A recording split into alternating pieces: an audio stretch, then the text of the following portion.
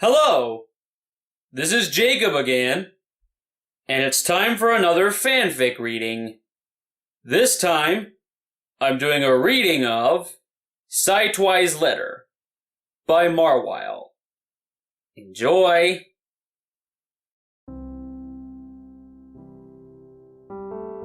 Twilight Sci-Twi Sparkle stood before the wooden door, trying her best, but slowly failing, to balance the huge amount of bags and suitcases on her frail body. Of course, most of them contained books, which made them, despite being only light reading, pretty heavy. Carrying all at once just seemed to be the most efficient way. She regretted this decision. Hello? Hey, your new roommate is here. You know, I could really use some help here. Is anyone even in there? Whoa, whoa! Ouch. Now I hope nobody is in there. Slowly, Twilight managed to resurface from the pile of bags. And now, after quite literally a weight has been lifted from her shoulders, it became pretty easy to take out the key and open the door to her new dorm room. What she found was an empty room except for empty tables, empty shelves, and two beds, only one of them being empty. The other bed held a suitcase and more bags, which all probably belonged to her new roommate.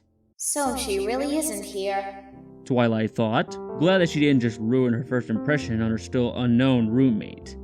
She basically knew nothing about the girl she was supposed to live with, but that didn't stop Twilight Egghead Sparkle from making at least 12 possible scenarios for her possible roommate and going crazy, because most of them were her worst case scenarios. That someone told her, "I'm sorry for you," while getting the keys definitely didn't help. The bespectacled girl also realized that she forgot to ask for the name of her roommate, and cursed herself for this. And so it happened that Twilight stood alone in the nearly empty room and wondered what she could... Ow! Came a sudden shout from the other side of the door. Who left her luggage on the floor? Maybe I should bring my things inside. Twilight quickly decided. After carrying in all her stuff, due to her recent experiences only one at a time, Twilight found herself again alone and with nothing to do. Of course, she could have started to unpack her things and place them in the room. But what if she put it somewhere wrong? And what if her roommate would then get angry at her? And then she would have a huge tantrum, and then both would be thrown out of college, and then she would have to live on the streets. Or worse, her parents are so disappointed in her that they sent her back to kindergarten. Or... Twilight stopped herself when she realized that no one was there to stop her. Not even her trusty companion was there. The talking dog, yep, still sounds odd, Spike, whom she had left at home for the moment, because someone there could be allergic to him, worst case scenario number 7, or not take the whole talking part very well, number 7.5. After spending at least 5 more minutes trying to find something to do, she decided to distract herself with the most obvious solution: reading books. Right now, she didn't have a book she was particularly interested in reading, so she just started looking through her bags, hoping something would catch her interest. And indeed, there was one that did it. An old brown book. Nothing was on it to make it really stand out, besides the emblem of a red and yellow sun. Of course, this ordinary-looking book was in no way ordinary. Sunset's journal. Twilight voiced her thoughts. Right away, Twilight remembered the day she and her friends received this journal, and how couldn't she? The day they would graduate from Candlelight High was supposed to be the happiest day in their lives, though no one did suspect that her closest friend Sunset Shimmer would come with such a twist. To Twilight's credit, she did notice something was off with the redhead, as during the previous week, Sunset tried everything to spend every free minute with their friends.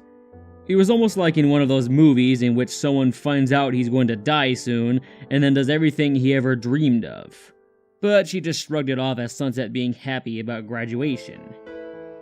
They really enjoyed the graduation party. It was a Pinkie Pie party after all, in the school's gymnasium with friends and families.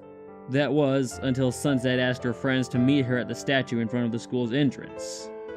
The same statue that housed the portal to the home dimension of Twilight's Pony Princess doppelganger, yep, still unbelievably weird, and Sunset, although the girls hadn't given it much attention at that moment. The girls expected some kind of pep talk for the future or a late friendship lesson, but when they saw Sunset standing before the statue with a backpack slung over her shoulders and a sad look in her eyes, they quickly realized what their friend wanted to tell them. It was goodbye.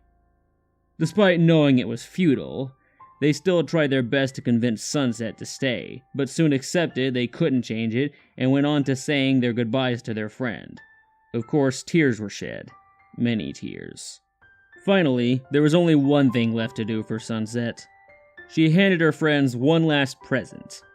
It was a brown book with a red and gold sun imprinted on it. Her journal. The journal she kept with her since her arrival in this world. The journal she used to write with the other Twilight. The journal she wanted to leave with her human friends to stay in contact with them. With the final promise that they will see each other again, she stepped through the portal, vanishing from the world without a trace.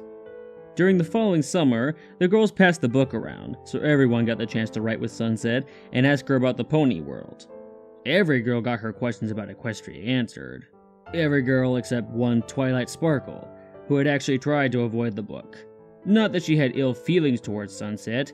After all, she introduced her to friendship. But Twilight was just too nervous and afraid to write something. But when her friends finally found this out, they forced her to take the journal until she wrote something in it. So it came that Twilight sat on her, probably, new bed with the journal on her lap, and was about to finish her mental recap of the most important moments that led to this moment. Ironically, just thinking about Sunset finally gave Twilight the necessary strength to overcome her insecurities. So she pulled out a pen, searched for the first free page, and started to write. She also decided, better or worse, still unclear, to follow her friend's advice by just writing what comes into her mind. Dear Sunset Shimmer, here is Twilight Sparkle, the human one. Not the pony princess from the other, or rather, your world. The one you always called Sparky. I think it's obvious who is writing now. You probably already heard this question a few times, but how is your life in Equestria? Do you have fun? Enough to eat? Are these pony counterparts really like the girls here? Did you make amends with your former teacher? Was the last question maybe a bit too personal? Maybe I should write more about me. My life is currently really good. I mean, I'm going to college soon. Right now, I'm sitting in my new dorm room and waiting for my new roommate. And I'm really looking forward to going to college with our friends. Look what you did to me! Jokes aside, you know I'm still a bit skeptical about actually calling it magic. But just the fact that we not only got accepted into the same college, but our dorms being so close to each other is pushing the limits of probability very far. It's as if some kind of higher force wants us to stay together. It seems friendship really is magic. Anyways, maybe I should apologize for not writing to you sooner. I could try to come up with excuses, but in the end, I was honestly just afraid. I was afraid that you might have forgotten about me. Because now you have another Twilight to spend time with, or went on one of those adventures you told us about. But because I got bored of waiting, I started reminiscing about our time together, and realized you wouldn't forget about me. Or at least face it head on. Even if you are alone at the moment, just knowing to have friends, which always support you, can give you the necessary strength to carry out every task. This does sound like a fitting friendship lesson, right? I think I wrote more than normal, but it feels good to let it all out.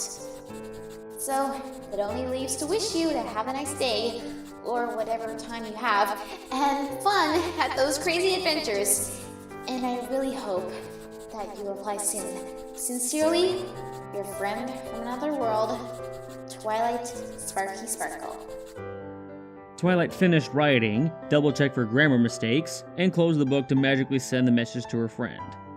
She was just starting to get bored again when the sound of the door's lock caught her attention. The door opened and a girl entered, whose appearance completely stunned Twilight. Finally realizing she wasn't alone, the red-haired girl took the initiative to speak. So you're my roommate, huh? She said in a familiar voice. I can tell you right away that I'm not into this best roomie friend stuff, so if you just leave me alone, I think we can get along. Why are you staring at me?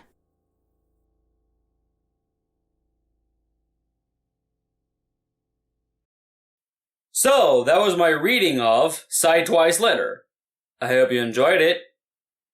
And special thanks to MuseScript for voicing Sci-Twi and SpinelStar for voicing Sunset Shimmer. Anyway, thanks for watching. And this is Jacob, signing off.